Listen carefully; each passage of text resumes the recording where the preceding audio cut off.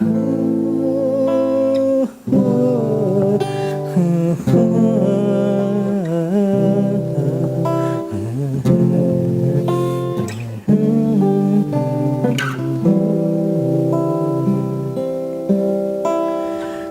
นซึมเศร้ากลางฝนที่มันพลังพรมลงใส่หน้าปล่อยน้ำตาให้มันลินไหลบ่อ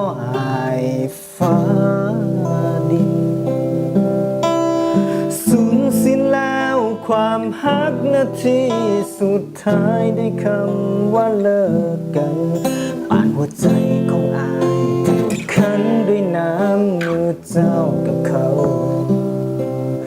หักสองเฮาถึงตอนอวสานเก็บกู้บ่ทันได้รางวัลตอบแทนเป็นน้ำตาระเบิดเวลาเริ่มต้นมาตั้งแต่น้องพบเขาเจ้าทายโอนในความเป็นเรายกให้เขาทีละน้อยอ้ายวิ่งไขว่คว้าตามใจเจ้าคืนน้องก็บืนนี้ใส่เกียร์ถอย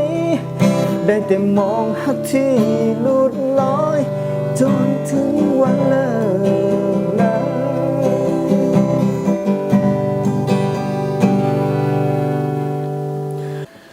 หันหลังทั้งน้ำตากันใจบอกว่าให้เจ้าโชคดีให้สมใจกับคนใหม่ที่มีที่น้องตั้งใจเลือกเขาอายคนนี้ได้ตายไปแล้วบ่ต้องห่วงเด้อบ่ความทางเจ้าถูกระเบิดที่น้องกับเขาวางไว้